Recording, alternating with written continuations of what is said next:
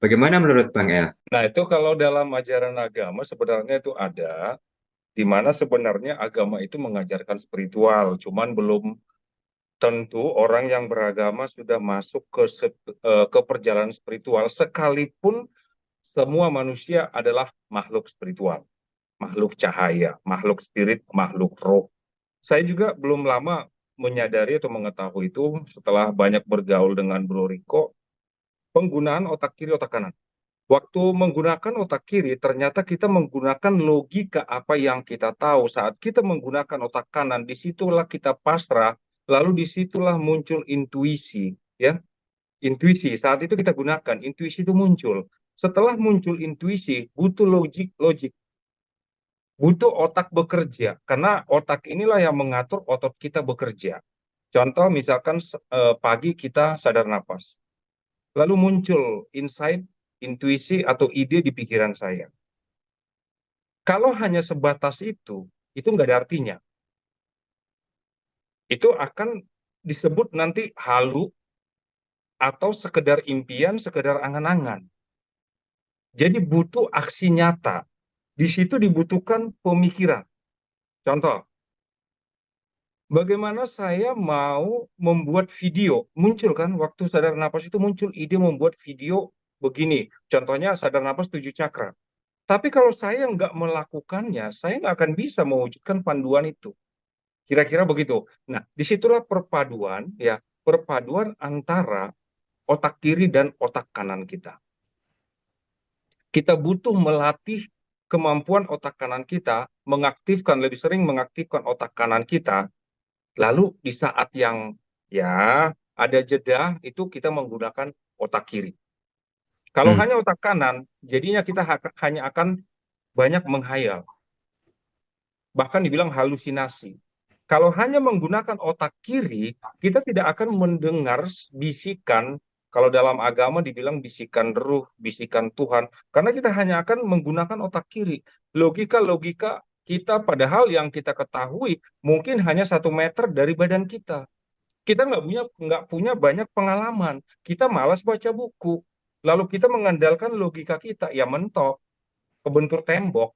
Kira-kira begitu, Mas. Waduh, memang ternyata kalau bagi orang awam mungkin ini agak rumit ya, karena cara untuk menyimbangkan otak kanan dan otak kiri, kemudian menggunakan perasaan, menggunakan pikiran, ini harus seimbang dan tahu kapan harus mempertimbangkan rasa, berpikir, kemudian menggunakan otak kanan dan menggunakan otak kiri ini. Ya, Bang El, kalau eh, semua orang kan biasa ya mengalami pasang surut vibrasi ya, karena dipengaruhi oleh banyak hal gitu. Nah, langkah terbaik memang kemudian menyendiri atau melakukan hening sadar nafas gitu ya, dan itu ternyata terbukti juga ke sebagian besar orang. Tapi kendala yang paling berat biasanya eh, susah fokus gitu, sehingga sadar nafasnya kurang berkualitas. Ketika sadar nafas kurang berkualitas, maka hasilnya pun juga kurang baik. Manifestasinya tidak kunjung terwujud dan seterusnya.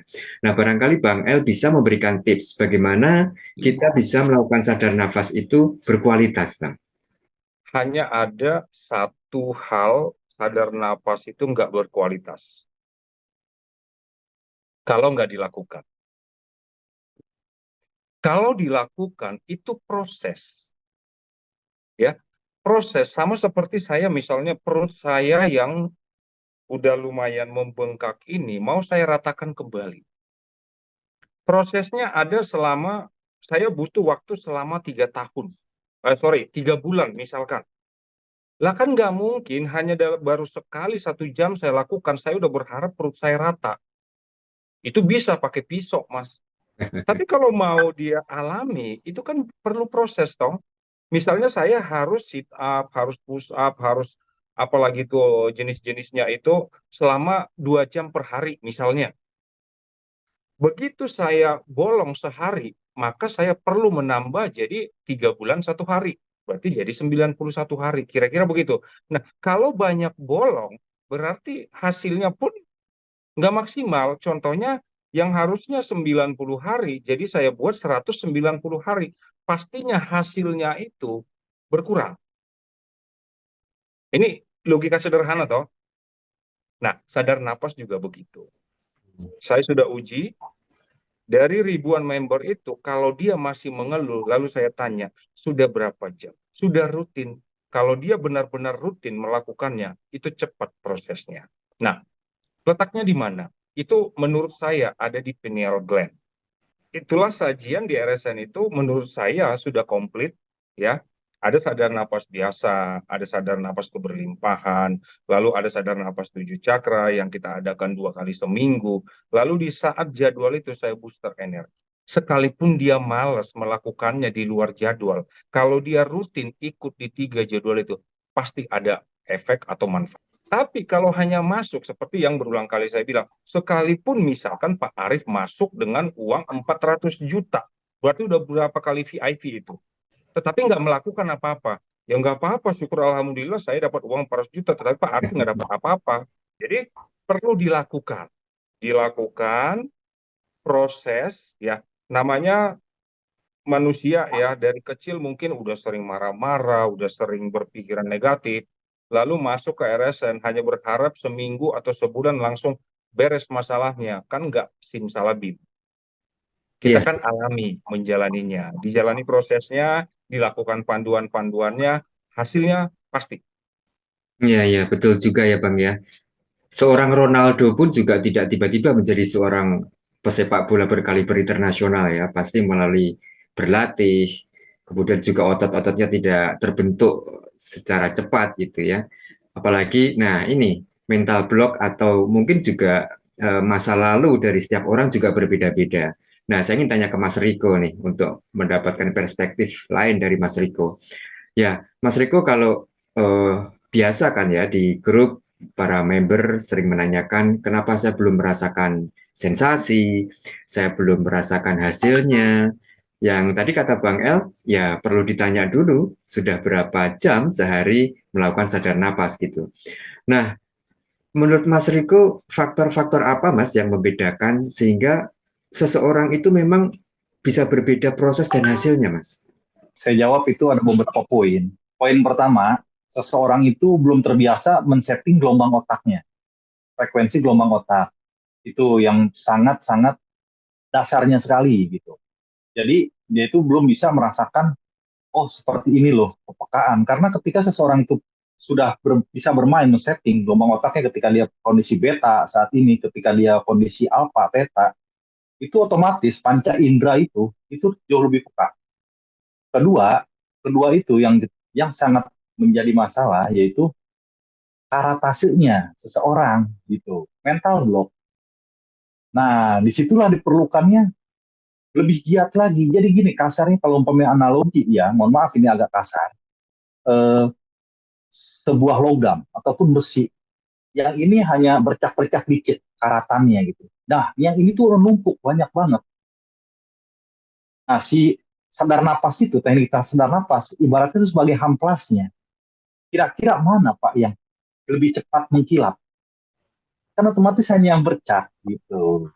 Nah kalau yang karatan ya itu wajib kita terus saja dengan terus rutin, tapi bukan dipaksa. Kalau dipaksa nanti malah patah.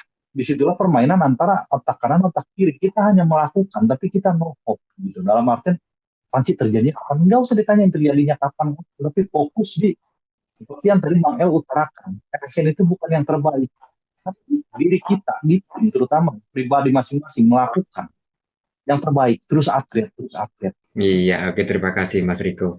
Ya, inilah pembeda di RSN dengan di tempat lain ya. Kalau di tempat lain mungkin kita hanya belajar teori, kemudian oke juga dibimbing juga.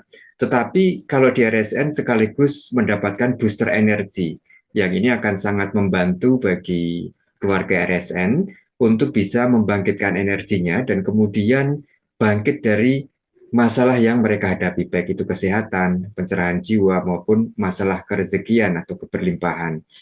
Nah, ini yang eh, sangat menguntungkan kita ya, sehingga banyak member yang membagikan kisahnya atau bertestimoni, tiba-tiba dia bisa mampu ini, bisa itu.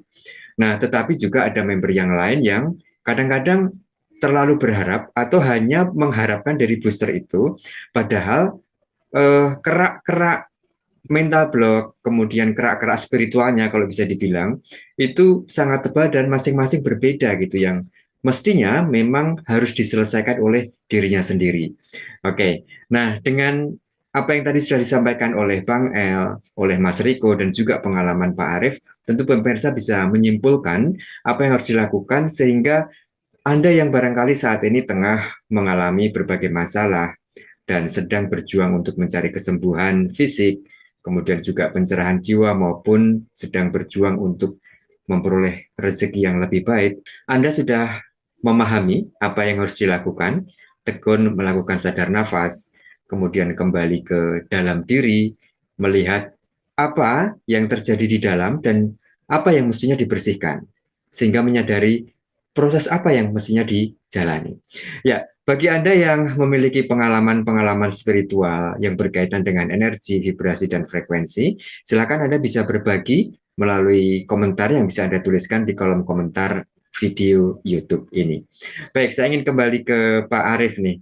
Pak Arief, setelah Anda menjalani sadar nafas rutin, kemudian juga berinteraksi dengan banyak member di Rumah Sehat Nuswantara, melihat kisah-kisah mereka, kemudian Pak Arief juga menikmati sendiri hasilnya, pesan apa yang bisa disampaikan kepada pemirsa Pak Arief mengenai jalan spiritual yang Pak Arief lakukan selama ini?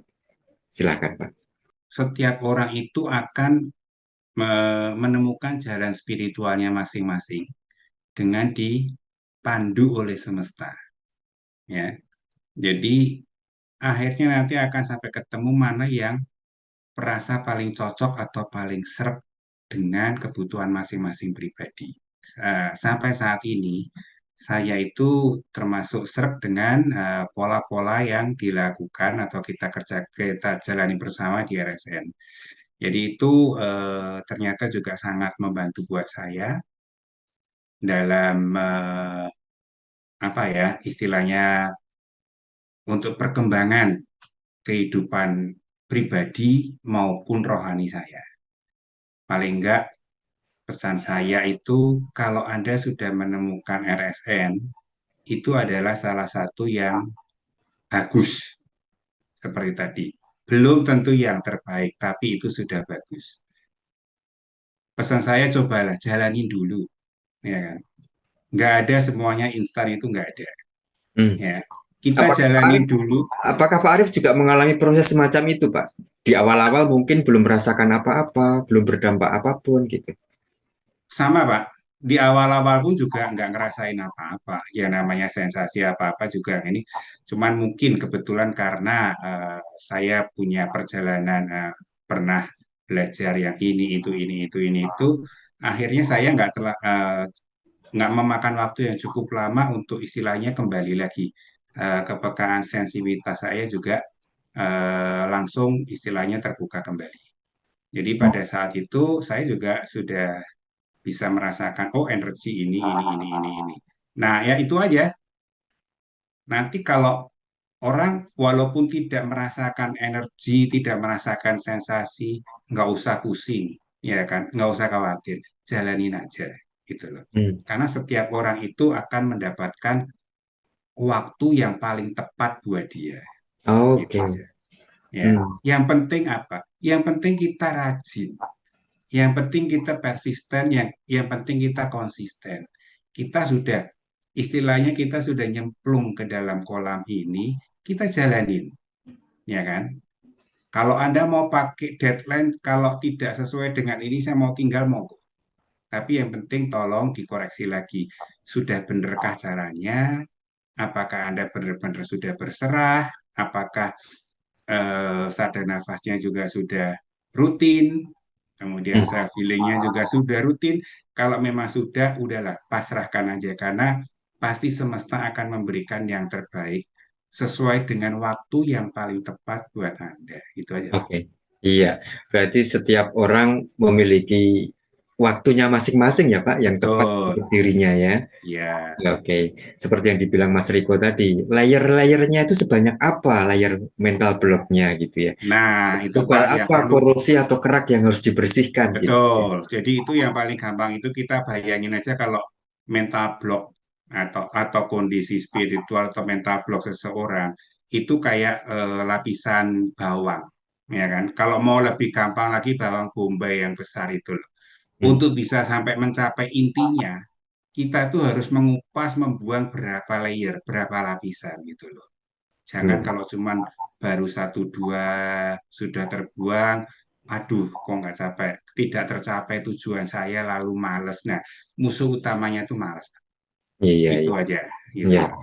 Ya, karena Pak Arief ternyata sudah sangat senior ya untuk eh, di perjalanan spiritual ya. Dan pernah sebelumnya juga pernah ke beberapa tempat yang lain ya, Pak Arief ya. Ya, Sehingga pernah. sudah punya banyak dasar-dasar dan pengetahuan ya Pak, sehingga bisa membandingkan antara satu dengan yang lain ya Pak Arief ya. Ya, ya Hmm. kurang lebih seperti itu. Cuman rasanya sih tidak perlu dibandingkan. Semua racikan itu bagus. Cuman mana yang menurut kita seliranya paling tepat buat kita, gitu Pak. Ya, Itu aja. ya, ada juga yang mengatakan bahwa jalan spiritual itu kadang-kadang jodoh-jodohan gitu ya. Bagi satu Betul. seorang berjodoh, bagi orang lain mungkin tidak gitu ya Pak. Betul, Hmm. betul. Dan biasanya seperti perkenalan saya pertama dengan Bang El itu kan kita nggak sengaja, ya kan? Cuman gara-gara nggak ada kerjaan, kita buka-buka di Facebook, Bang El waktu itu menawarkan ini ada meditasi 7 cakra gini-gini. Ya udahlah, saya Hmm. japri aja, saya DM ya kan. Oke, Ya, bergabung di grup ini, kita jalanin aja. Itu, Pak. ya, Nah, itu kemungkinan yang dikatakan jodohnya itu di situ, Pak. ya, ya, betul. Karena bukti nyata itu sebenarnya sudah dibagikan oleh banyak member ya. Mereka bisa mewujudkan apa yang mereka inginkan, ingin sehat, ingin materi dan sebagainya. Tetapi ini pun ternyata ketika disampaikan ke beberapa orang itu ternyata tidak terpanggil gitu kan. Padahal hanya dengan cara sesederhana itu gitu.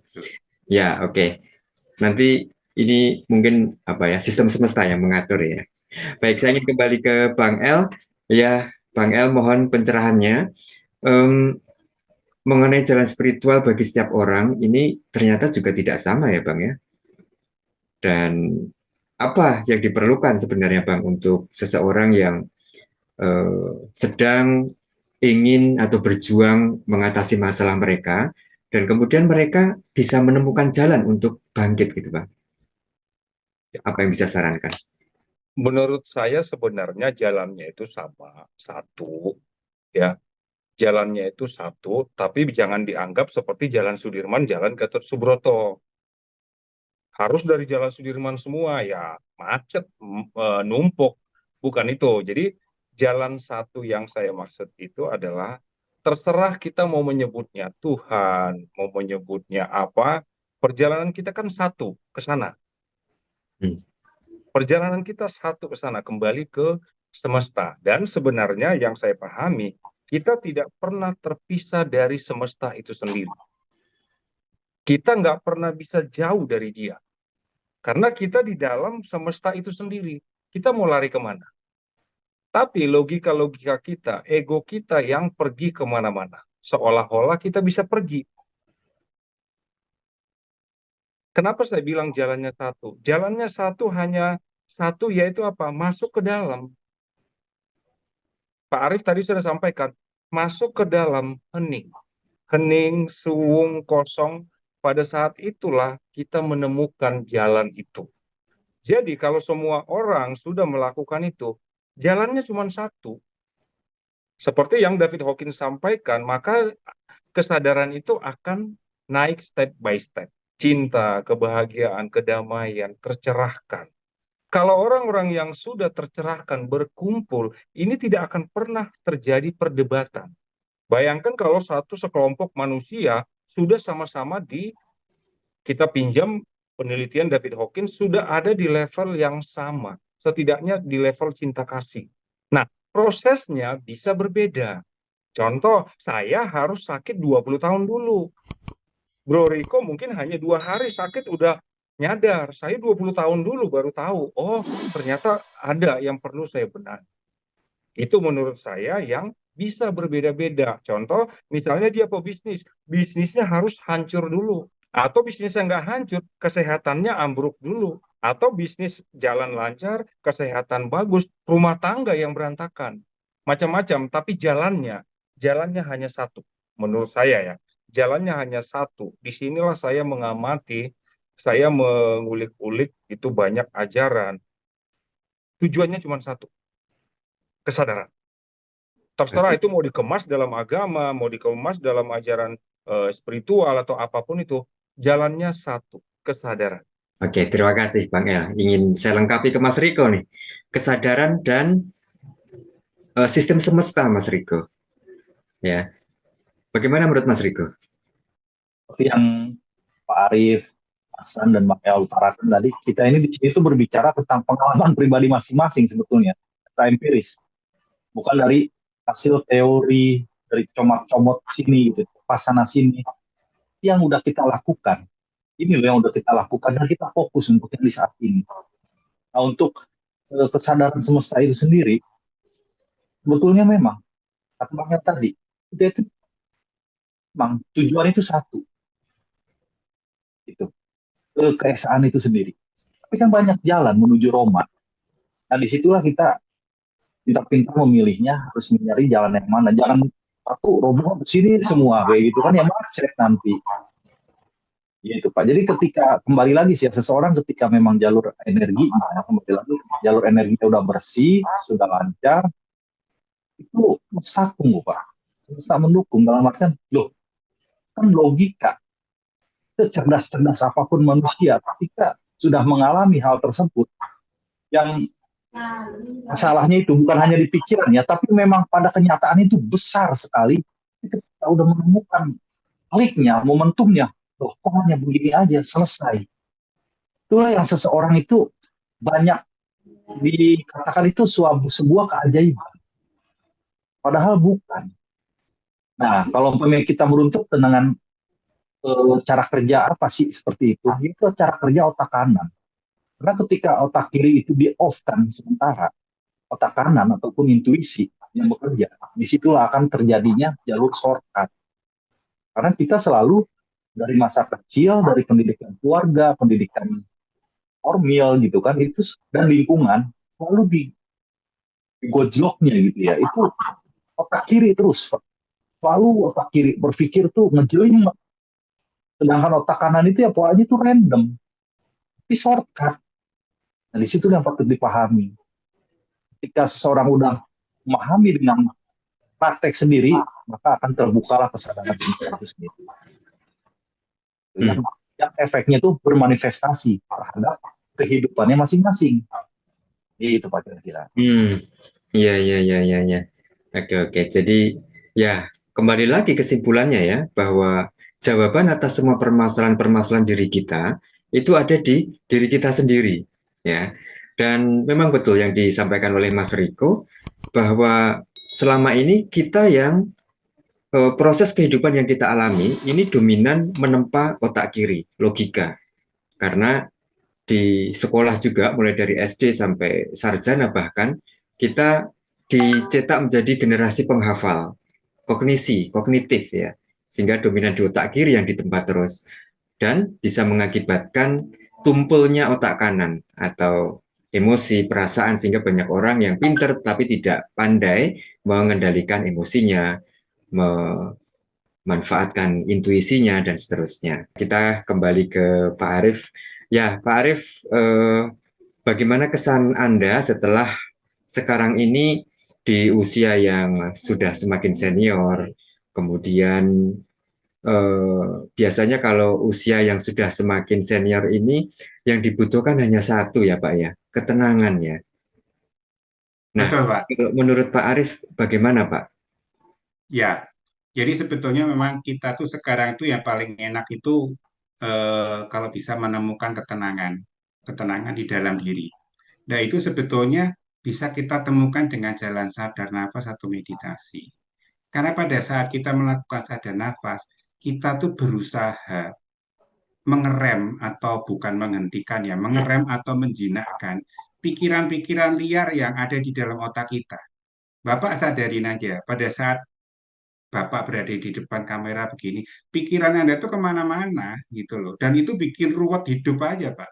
Kalau kita bisa menjinakkan itu, kita bisa sadarin, kita bisa apa ya, pikiran-pikiran itu bisa kita kesampingkan. Akhirnya semua permasalahan yang ruwet-ruwet itu akan ada jawabannya sendiri kok, Pak. Ya, dengan ketenangan hidup, dengan sadar nafas, pasti Anda akan bisa merasakan ketenangan. Itu pasti. Saya berani menggaransi kalau memang Anda menjalankan sadar nafas yang berkualitas. Iya, Karena bukan sadar nafas merasakan napas keluar masuk juga bukan, tapi coba jinakkan pikiran Anda. Karena sampai pikiran Anda itu kan ruwet gitu loh. Ke kiri, iya, ke kanan, naik ke kanan. Nah, kalau Anda bisa menjinakkan, ya kan, bisa membuat itu menjadi soft, kalem, pasti Anda akan mendapatkan ketenangan itu, Pak. iya, iya, iya, betul, betul. Ya, terima kasih Pak Arif karena sudah bergabung menjadi keluarga di RSN. Ya, tentu kalau untuk sadar napas yang berkualitas ini yang mendapatkan atau merasakan keheningan yang dalam ya Pak Arif ya. Sehingga pikiran-pikiran tadi yang disampaikan Mas Riko yang ada di otak kiri yang penuh logika tadi itu untuk sementara berhenti dulu gitu karena dia sangat mendominasi. Karena idealnya otak kiri dengan otak kanan mestinya seimbang ya. Nah, sebelum kita tutup saya ingin bertanya ke Mas Riko. Mas Riko ini memiliki kemampuan untuk melihat energi pada saat melakukan sadar nafas, energi yang digetarkan dan juga apa ya, yang muncul gitu ya. Nah, bagaimana pandangan Mas Riko? Sadar nafas barusan.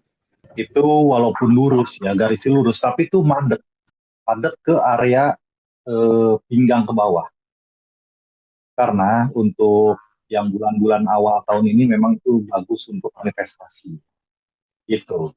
Kalau Hmm. bagi orang yang memang paham ya tentang pola energi. Jadi nggak salah-salah gitu. Dan kebetulan juga memang kan saya jadi gini, setiap saya melakukan sadar nafas ataupun gimana juga, saya itu selalu menggunakan kristal. Gitu. Ini eh, jenis untuk cakra bawah, Hmm. black tourmaline dengan carnelian. Itu saya juga merasakan tadi itu hawanya itu panas, sangat. Dan itu lebih memadatnya itu di area pinggang ke bawah. Walaupun ini bukan jadwal sadar nafas di jam pukul 10 ya, ya Bang ya. Iya, tapi ini benar-benar polanya itu lagi benar-benar memandatkan manifestasi di awal tahun ini. Gitu. Hmm. Ya. Karena juga temanya juga kan keberlimpahan, Pak. Baik, ya terima kasih Bang El dan Mas Riko untuk pencerahannya. Pak Arif, terima kasih juga sudah berkenan hadir di acara malam hari ini, berbagi cerita, inspirasi, dan juga motivasi kepada seluruh keluarga Rumah Sehat Nuswantara. Ya, bagi Anda pemirsa Rumah Sehat Nuswantara yang ingin atau Anda sedang mengalami satu situasi di mana sedang berjuang untuk mengatasi berbagai permasalahan Anda, masalah kesehatan, masalah kesadaran atau pencerahan jiwa dan juga kerezekian, silakan Anda bisa bergabung di Rumah Sehat Nuswantara. Ada grup yang kita bisa bertemu di sana, berinteraksi untuk saling menyemangati dan juga untuk menemukan solusi. Baik, kita akan berjumpa kembali di lain kesempatan dengan tema-tema yang lebih menarik lagi. Dan sampai jumpa. Mohon maaf apabila ada kekurangan dan kekeliruan. Assalamualaikum warahmatullahi wabarakatuh. Om Swastiastu. Rahayu.